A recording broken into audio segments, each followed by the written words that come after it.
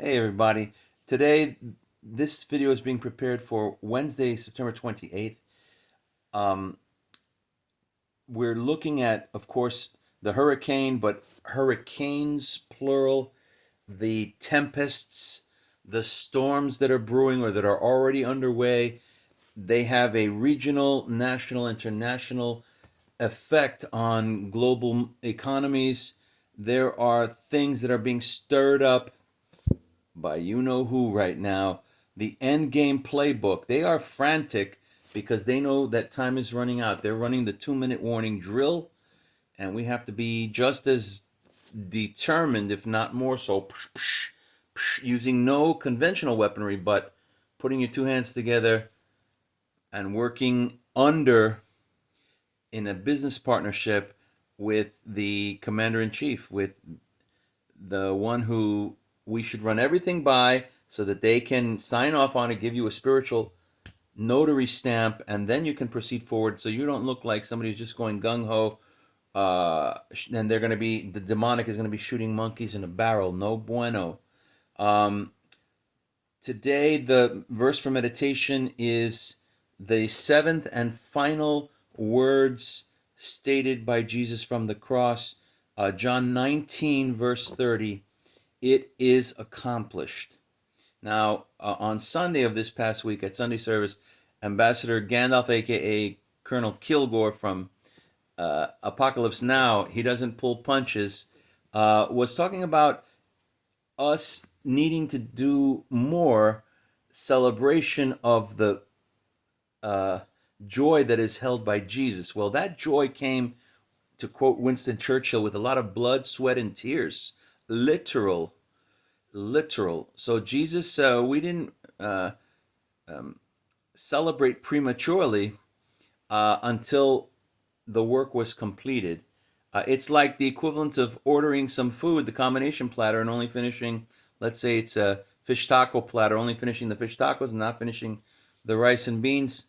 That's not accomplishment. That's not having completed the work, but the work is past, present, and future once for all. He came first as sacrificial lamb. He will return as a juggernaut lion, Lion, roar. And remember the old saying, he or she, in this case he, the Lord, who laughs, ha ha ha, last, laughs best. Now we've got, of course, Ian, the hurricane hitting the Gulf Coast, but as well the Nord Stream pipeline, which is going to affect millions of people all along Europe. As we're approaching cold winter months, they're not going to have gas. What kind of an uproar is that going to cause? And they are guesstimating, because that's really all that they can do. The cabals, the Illuminati, the people really are who are the marionette managers behind the scenes, the puppet masters who have been put there by the first of the fallen Lucifer Morningstar and the rest of the fallen angelic outcasts, dangling table scraps for people who have taken the bait, sold their souls in exchange for uh, temporary fame and fortune, to put misery on the planet and to subject everybody under one control. Lord of the Rings, J.R.R. Tolkien kind of knew what he was talking about. It's probably getting uh, automatic writing uploaded, upgraded for such a time. So that series, even House of the Dragons, talking about a monarchy that is always under attack, under threat. Soon enough, there's going to come a time where that will not be the norm. The norm will be that we are, and we are currently laying groundwork for it, a future Lord of the Rings, as it were, but one monarchy. The captives have been set free. The victory has been secured already, a foregone conclusion. We're just co-scripting joint heirs in a happy ending featuring one bridegroom and then collectively a bridal party, which is separate from the general citizenry in heaven. So you believe and receive Jesus as Lord and Savior, wonderful. That and maybe $2 in this era will get you a burger, maybe $2 the cheap, the small one. But you've got to actually do work to achieve a different status, a different title There are rewards and incentives in Scripture where if you are not walking this race out that is outlined by the Apostle Paul, but running it as fast as you can, carrying out tasks on official assignment, laying groundwork for Christian theocracy, which resembles King Arthur, Camelot, the Knights of the Round Table, spiritual Avengers Assemble, a lot of archetypes, similitudes, likenesses that are, who do you think gave them to the world for you to meditate, reflect upon, using parable style language of old and of new, comic books. God is constantly embedding intel in pop culture if you're paying attention. If you're paying attention. It is accomplished. The seventh and final words of Christ from the cross. It is, according to different biblical scholarship, a statement saying, I have fulfilled more than 300 prophecies that were mentioned of the Messiah, and they weren't done until they were completed. The old Yogi Berra saying, it ain't over till it's over. The work all the way till the very, very end, his final words. Now it is celebration time. I finished it. I ran the race. I won.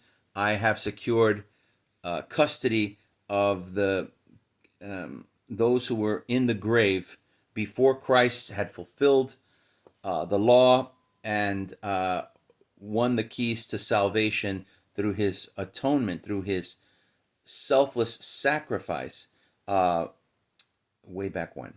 Now us, we are celebrating in that. We are so joyful and happy to be part of those who have been rescued, rescue operations, salvaged, grabbed at the very last moment from the clutches of death, snatched away, and held in escrow, and a future that is immortal for all time, everlasting to everlasting. And those of you who are carrying out the tasks that are set before you, you are per person available up to you up to 5 crowns and rewards for those who finish the job. So we've got to work. We've got a lot of work ahead of us. The forces of evil, the hurricanes that they're setting off politically, and maybe in some cases a submarine could have launched a couple of explosions to destroy on the hush hush, right? The Russian bread and butter, the oil pipeline that was going into Europe. Why would anybody with a thinking cap on even entertain the thought that Russia would cut off its own bread and butter? Highly, highly doubtful. This was sabotage. European NATO people sent somebody to blow up that pipeline, and they're trying to instigate conventional warfare, but conventional arms do nothing when trying to secure unconditional surrender of fallen angelic outcasts. So we have posited things. You know, it's funny now, the man besides Donald Trump who would lead conservatives and Christians to changing things, the Commitment to America plan that was laid out by the Republicans in the United States. Now, curiously, a Category 4, possibly Category 5, currently Category 3 Hurricane Ian is creeping, and the United States has for a while now, at least more than 10 years, possibly more than 20 years, because the information is always kept quiet on a need-to-know basis. We have weapons that can really affect the weather. We can create these hurricanes. We can create typhoons, tsunamis. We have seen video evidence of curious tornadoes that move and hit certain residences and then make, like, here's a house. Let's say this finger's a house, and the movement is particularly guided, like a guided missile. The United States has that ability, and we provided that.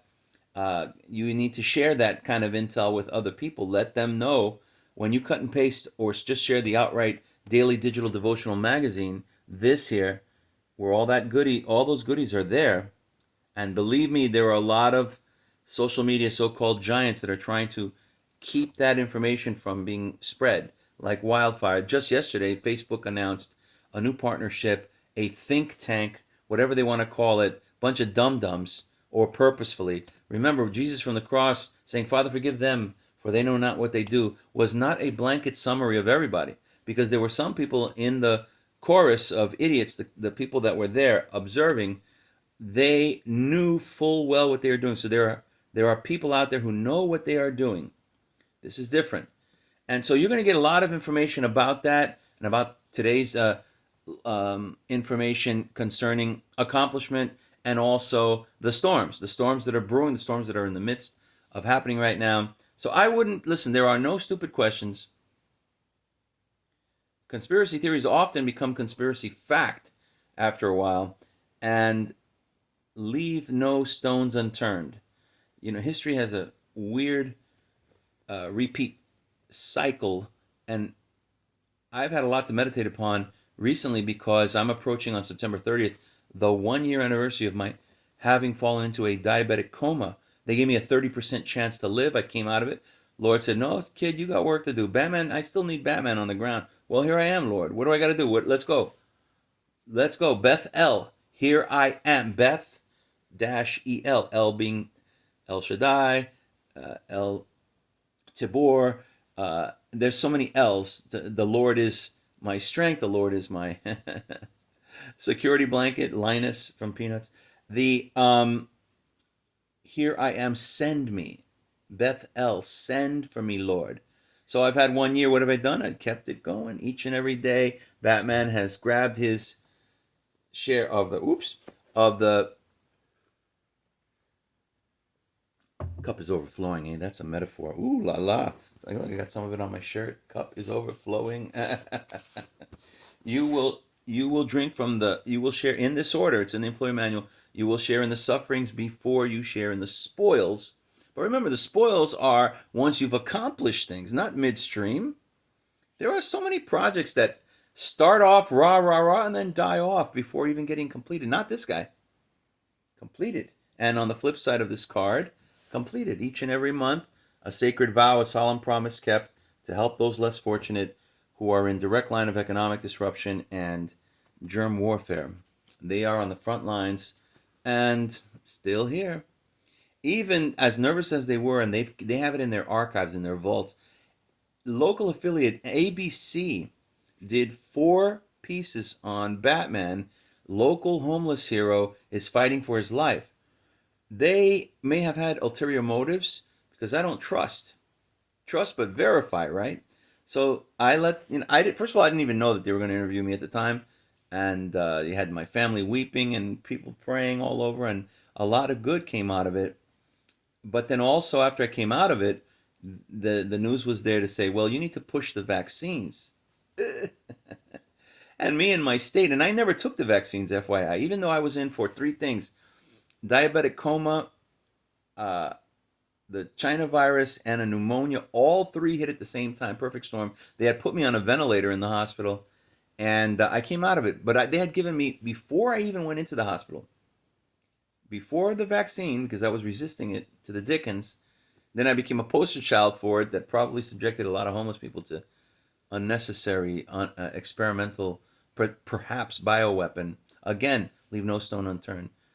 I had taken the monoclonal antibodies, and boy, I have shared story upon story about how both the forces of good and evil in the care of me, or not the care, there were people there that were working, employed by the guy with the pitchfork, not in my best interest while I was there, and then there were others that were working in my best interest. A wild roller coaster. And now, as I'm approaching the 1 year anniversary, I have had for the last several weeks a thing that has had me losing sleep. The Lord giveth, the Lord taketh away. Blessed be the name of the Lord in the end. But I thought to myself, I got to pray. I got to take this a little more seriously. And I'll tell you why. Sometimes maybe the warning has to be increased in your life, as it was in mine, to up the ante, to get you to be more intently focused, and focused also on one's integrity. And I am Mr. Up and Down Yo-Yo, but one thing that I got from me is that I present to a brazen altar a prevailing offering that is making inroads and making a difference in this world. That is what one of the definitions, and I think that the spot-on definition of the word brazen, referring to the brazen altar on the outside of the sacred tabernacle structure when you're presenting offerings, blood offerings in this case, sacrificing unto blood, pushing forward as best as possible, Don't even letting me, not even letting me stop me. That's what the prevailing is. That's what the brazen is. Batman gets the work done. Rain, sleet, or snow, morning, noon, and night. It's 4 in the morning here right now in the Bat Cave. Um, so I had about a month ago now two blisters that had popped in one of my legs out of nowhere, and they were right next to each other near my calf. Well, this is strange. Popped them like you would normally pop a blister. I didn't think much of it. Then the thing didn't heal. Heal. Then I said, well, I got to get this looked at. This don't look too good. You could see the scabs were next to one another, and then you could see a large area of red blood cells trying to attack this thing, but being somehow limited in what they could do. And I have had a very good immune system my whole life, so that was odd. And again, I had not taken the vaccine, mind you. So I go there and they go, this is something that happens. Is it because I'm not cleaning the house enough, doc? No, this is because you're a yo-yo with sugar. And the body's having a hard time because it's dealing with the diabetes. You got to reduce the sugar. I took it seriously. However, they gave me an antibiotic, and I went through the 10 days of the antibiotic. No progress. Started taking more seriously the diet.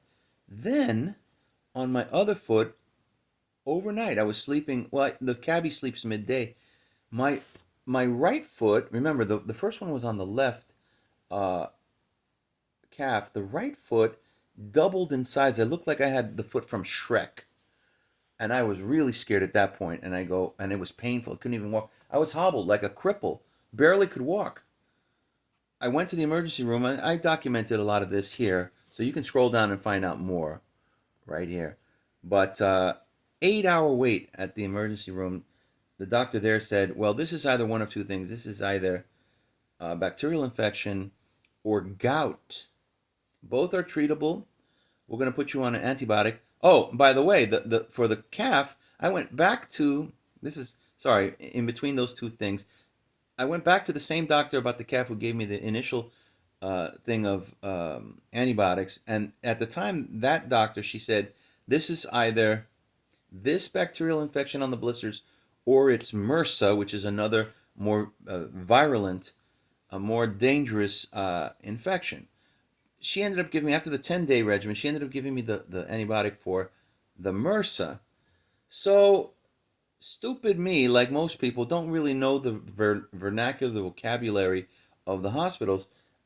Just took them at face value. I said, okay, let's go for it. And I, kept praying and adjusting my diet, but not enough apparently because of the Shrek foot. So then now the third visit, this time to the emergency room, the doctor goes, this is either gout or an infection. He goes, I'm going to give you yet a different type of antibiotic.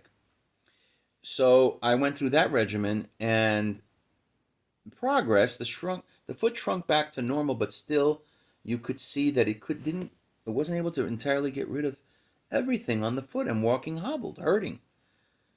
Yesterday, now, third doctor, and listen, I was very worried at that point, thinking, well, I don't want to suffer amputation. I prayed to the Lord, I don't want to suffer amputation.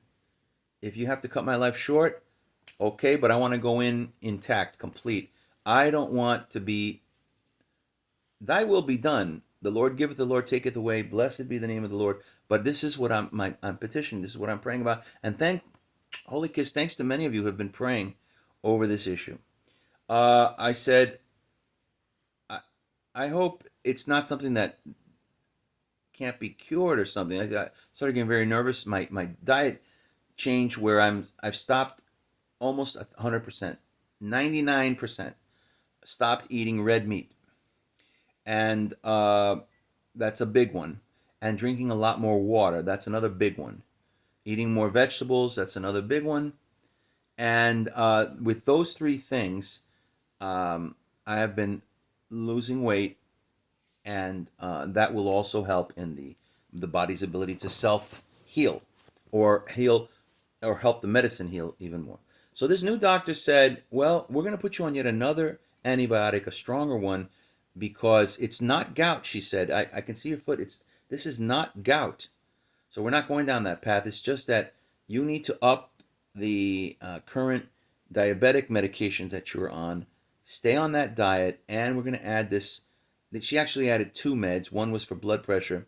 She goes, this also will help in keeping you getting old. Batman is aging. What can I say? We're here just for a little bit of time, and then what? What have you accomplished? What did I accomplish in the year? I can hold my head up. I've been working every single day. As soon as I got out of the hospital, without fail, boom. And it is accomplished. There will come a time when I'm finished. My journey, my walk, my walking this out, or in this group's case, running this out, and maybe up in heaven again, once again, being able to eat the fatted calf as only they serve it upstairs.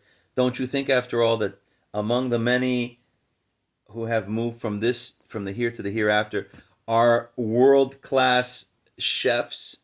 Don't you think they're going to prepare bounties, extraordinary delights, flavors that haven't even been released to the public, colors that haven't even been released to the public? These are things that I think about. What are the rewards that are going to await us when we finish, when we complete, when it is accomplished, our end of the arrangement? You know, you're entering into a business partnership with high command, married to the job, marrying into the heavenly royal family business, championing the causes nearest and dearest to the Son of God, because everything is His. He is the author and the finisher, and it is to Him to whom we offer ourselves up as bond servants, as handmaidens, as the collective bridal party. One bridegroom, one head. The rest of us are the neck. Don't be a stiff neck, people. The head wants to move with the neck in concert, in a union, in spiritual Bluetooth synchronicity, working together toward a common goal. Have yourself a great day. We'll see you tomorrow. Go Padres. I've been Mr. Superstition lately when it comes to my sports team, and we're going to be in the playoffs. So go. Bless you all.